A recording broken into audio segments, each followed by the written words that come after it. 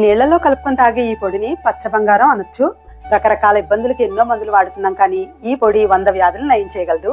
దీనికోసం మన అందుబాటులో విరివిగా చీప్ అండ్ బెస్ట్ గా దొరికే ములగాకు కావాలి. దీనిలో క్యారెట్ లో కంటే 8 రెట్లు విటమిన్ ఏ, నారింజలో కంటే 7 రెట్లు విటమిన్ సి, పాలు పెరుగులో కన్నా 17 రెట్లు కాల్షియం, 9 రెట్లు ప్రోటీన్, అరటి పండులో కంటే 15 రెట్లు పొటాషియం, అన్నిటికంటే ముఖ్యంగా పాలకూరలో కన్నా 25 రెట్ల ఐరన్ ములగాకులో ఎక్కువ ఉంటుంది. అవకాశం ఉన్నంత ములగాకు తెచ్చుకుని వలిచి 2 సార్లు కడిగి పొడి క్లాత్ మీద నీడలో 6 గంటలు ఆరబెట్టుకోవాలి.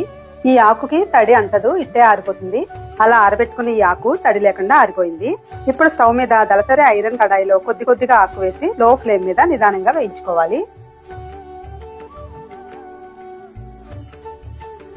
వేయించిన ఆకునంతా చల్లారనిచ్చి చల్లారిన ఆకుని మిక్సీ జార్ లో కొద్ది కొద్దిగా వేసుకుని మెత్తగా పౌడర్ గా గ్రైండ్ చేసుకోవాలి. పౌడర్ మొత్తం గ్రైండ్ చేశాక తడి లేని గాజు సీసాలో వేసుకుని మూత పెట్టి వాడుకోవాలి.